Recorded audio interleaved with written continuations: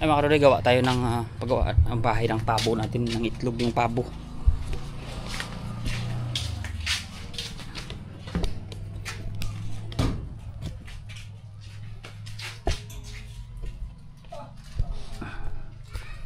Gawa tayo ng pugadan ng pabo, pugad. Gataw niya pag-arap ni ko na. Buboy. Ay, what ko lang ang ini.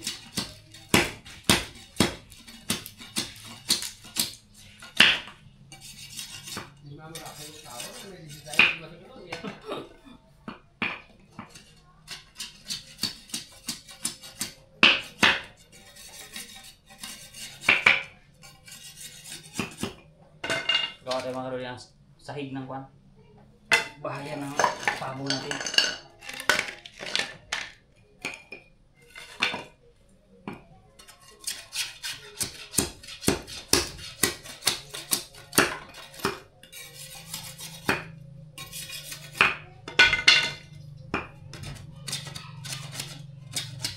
Ang itlog na yung pabo, kinain ng isang manok kasi walang pugaran.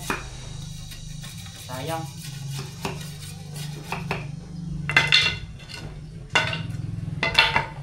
Lagyan na natin ng bahay-bahay para ang itlog ko. Pero ako lagyan mga kadudoy, grabe yun.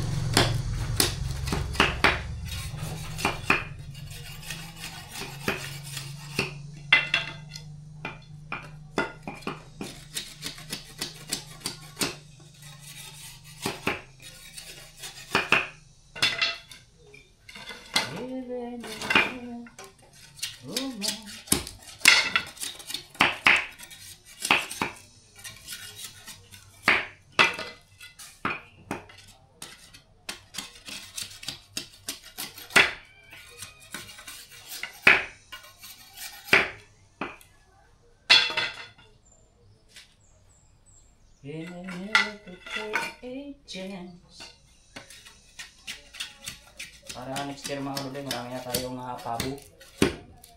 Bigay ng kapatid ni Kaduda yun. Parang natin.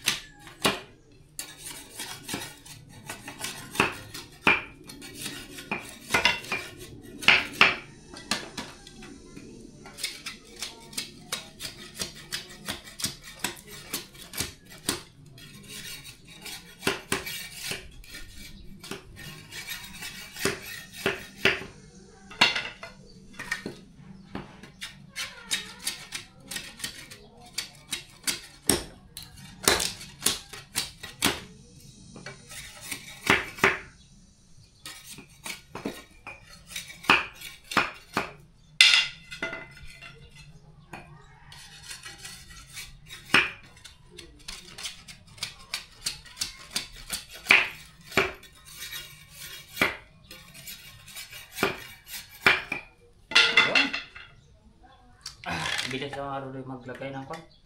Sahig-sahig nito. Yun o. Yan. Lagay natin dito.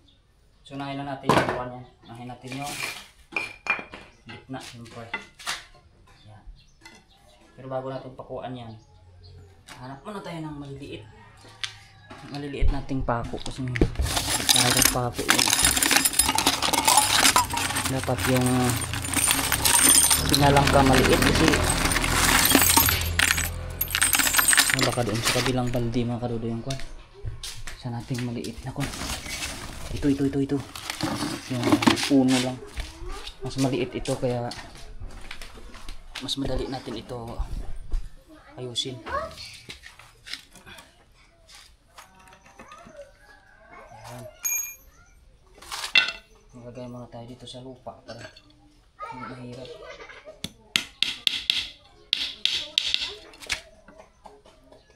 Gitna muna tayo mga kalulay. Yun. Tapos dito, gitna rin. Pako muna tayo. Para hindi mabibitak.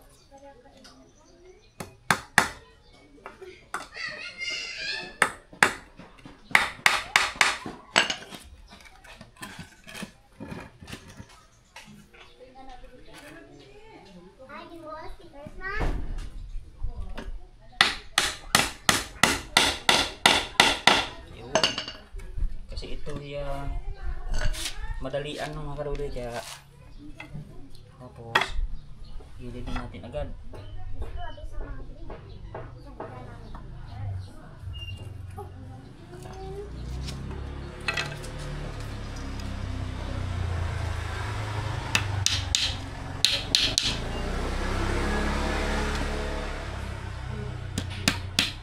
Nagtitipid na ako mga kalulay sa panlibor, wala na ako pambayad. Ako na lang maggawa. Sayang.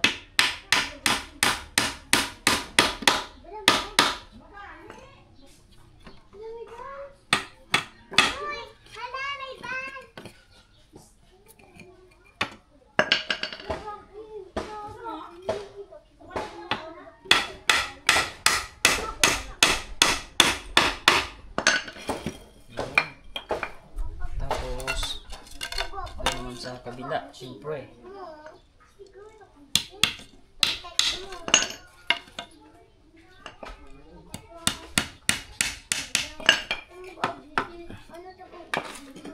Lagyan natin sa pin mga kalulay para hindi kasi mapura sa yung kon.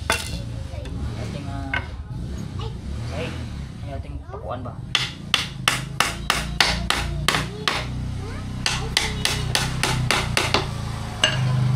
Yun.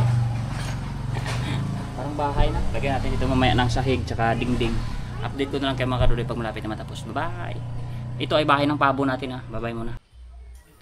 Mga kadudoy, tapos na yung ating bahay-bahay ng ating pabo, kanyang itlogan. Dalhin na natin doon mamaya at saka lagyan na natin sa pin para happy na yung mother pabo. Pero kulang pa to ng isa kasi dalawa sila doon, pero isa pa lang naman may itlog. So ayan o, yan. Yan yung ating kwan, kanyang lagayan dyan. Ito na yung kwan niya. Wala lang bubong kasi, pero may nakaabang lang kasi kwan naman doon sa may loob naman ng bahay-bahay, kaya hindi naman yan kailangan ng bubong. Tsaka yan lang yan kasi lagyan na natin ng paano doon na sako na makapal. Diyan lang siya sa sako yan. So di na lang, tapos ikuha na lang natin sako sa gilid. Ipaangat na lang natin para hindi maano. Yan oh. May ano naman to, hindi matumlaglag hanggang dito. Yan. Yan ang mga kadudoy. Lagyan, idalhin na natin doon. Yan. Sama ko si kadudoy, andun siya. Yan, nakatingin. Yan siya oh. Hi ka. Yan. Ay mga kadudoy, babay na at i-update ko na lang kayo doon pag nalagay na natin. Bye-bye. Ay mga kadudoy, nakabuo na tayo ng dalawa. Ayan o. So ready na yung dalawang yung isa medyo pahaba, yung isa medyo square. Dito siguro komportable. Kasi nakulang ako sa kahoy kaya gawa na ganyan lang ginawa natin. So okay naman na siguro. So update na lang natin, dugtungan na natin video natin pag andun sa kabila. Ayusin natin doon. Lagyan natin siya ng mga sako. Tsaka sa pin dyan para dyan na silang itlog. Ayan. Alright, babay muna. Ayan mga karodoy, magandang hapon. Daladala na natin yung ating lagay ng pabo. Yung kanyang itlogan. Dalawa yan, meron pa isa dun sa bahay. Sunod na araw na lang. Ayan. Gawa ng umulan, kakapunta ko pa lang dito. So kunin muna natin yung ating susi para pasok tayo kasi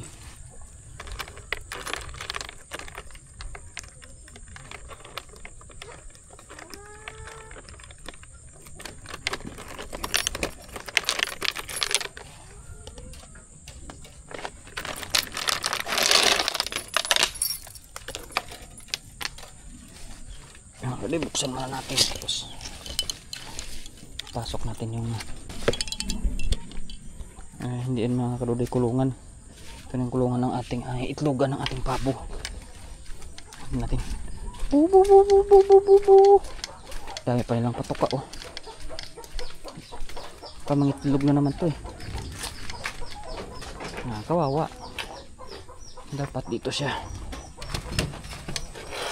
Ay, dito mga itlog to. Ito yung itlog ng pabo oh. Laki. Tignan natin kung kakasya ito.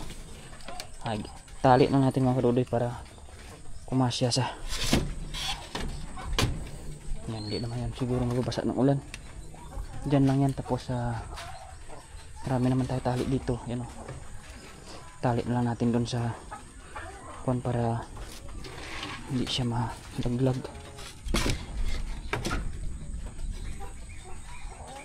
Yan, tali na lang natin siya sa ano tawag niya, sa loob mo. Patukain ako ng chicken kala. Ito yung ginagawa ko dito.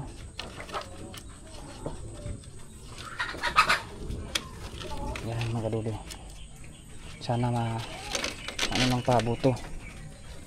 Matuto siyang napunta rito para safe na yung kanyang lugan. Ayan o. Tanggalin natin itong sako. Ito natin ilagay. Taob natin. Ang gandahan natin dito na.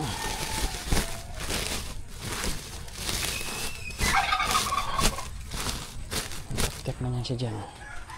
Ay, may lagay lang natin itong itlog niya dito para makita niya kahit wala ng laman. Para mag ano siya dyan. Ang itlog siya ba.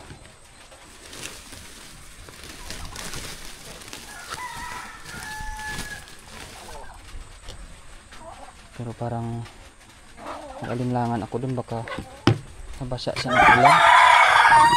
Kaya mga kadudoy, lipat ko na lang dito.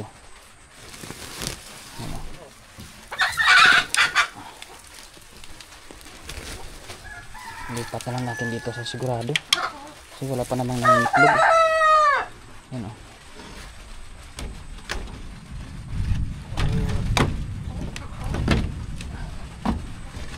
Ayan, kahoy na. Mga kadudoy, ayusin ko muna para sigurado. So ayan mga kadudoy, oh, may kuha na siya dyan, may pasukan. So ako makapasok na siya dyan. Kasi may harang eh. Tingnan natin kung madagdagan na yung itlog dyan. Pero pag hindi, ilipat talaga natin doon sa kuwan, sa gilid na lang. Tingnan na lang natin bukas. Ayan mga kadudoy, pabo kasi doon siya nang itlog.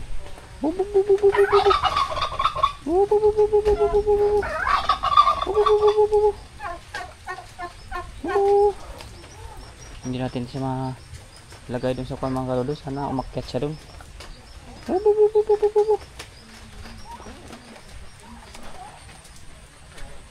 Paano kaya natin siya masabihan na dito yung bahay niya? Hindi mo kasi nagsasalita.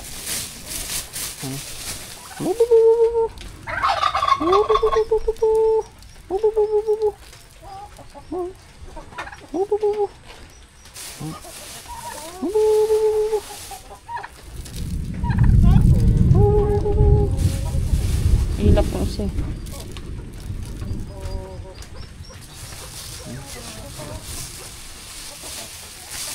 Parehas naman mais yan. Abang-abang kayo, wala namang ano yan. Try mo. Kala mo naman sa kanila walang pagkain dun eh. Para sa mais yan. Ay mga kadudoy, subukan natin kung mangitlog siya dun. Kung hindi, kasi yung pabo nalipad naman yan, maliit lang naman siya oh.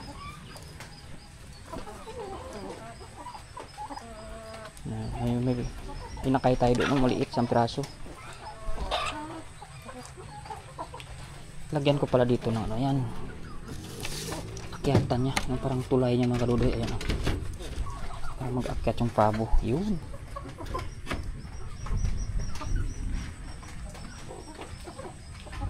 mag-akyat yan pala siya dyan. Akyatan niya pala yan. Mga kaluloy, babay na muna. Yan muna yung latest dito at meron pa tayong paitlogan isa doon. Ilagay din natin dito para dalawa na sila. Kung dito man siya dumaan, magtalon siya doon sa ibabaw. Kaya double purpose yan. Kaya tingnan na lang natin kung paano siya pumasok doon. Yan, babay. Naku mga kaluloy, nagkalat yung rambutan. Oh, dami. Uwi natin yan. Yan. Hanggang doon. Oh.